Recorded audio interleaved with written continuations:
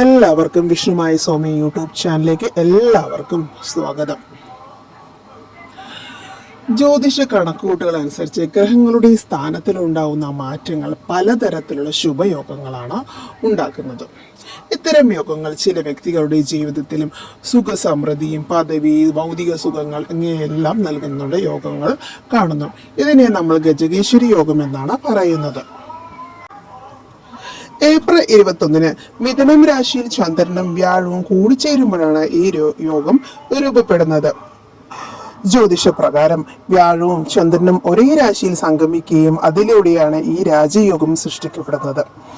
ഗജകേശ്വര യോഗത്താൽ തിളങ്ങുന്ന ആ 5 രാശികൾ ഏതൊക്കെയാണെന്ന് നമുക്ക് നോക്കാം. ആദ്യത്തേത് മിഥുനം രാശി.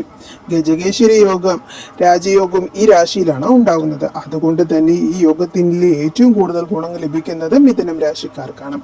പോസിറ്റീവ് പ്രവാഹം ഇവർക്ക് പലതരത്തിലുള്ള നേട്ടങ്ങൾ ഉണ്ടാകും. ഇവർക്ക് പലതരത്തിലുള്ള ജോലികൾ കിട്ടാനൊക്കെ സാധ്യതയുണ്ട്. അതുപോലെ സർക്കാർ തലത്തിൽ മുടങ്ങി കിടക്കുന്നതാണെങ്കിൽ എന്ത് തരം ജോലികളും എല്ലാം കിട്ടാനും ബിസിനസ്സിൽ എല്ലാം ഉയർച്ച ഉണ്ടാകാനൊക്കെ സാധ്യതയുണ്ട്. ചിങ്ങം രാശി. ഇവർക്കും ഈ രാജയോഗം കിടിലും തന്നെ. നേട്ടങ്ങളൊക്കെ ധാരാളം ഉണ്ടാകാനുള്ള സാധ്യതയുണ്ട്. നിങ്ങൾക്ക് പണം നിക്ഷേപം നടത്താൻ ആലോചിക്കുന്നുണ്ടെങ്കിൽ അതിനൊക്കെ പറ്റിയ സമയമാണ്.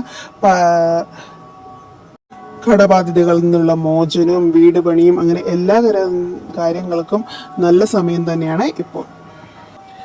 ബിസിനസ്സിൽ ഉയർച്ചയും പഠിക്കുന്ന കുട്ടികൾക്കാണെങ്കിൽ പരീക്ഷകളിലൊക്കെ വിജയിക്കാനുള്ള സാധ്യതകളൊക്കെ കാണുന്നു. അടുത്ത രാശി കന്നിരാശി.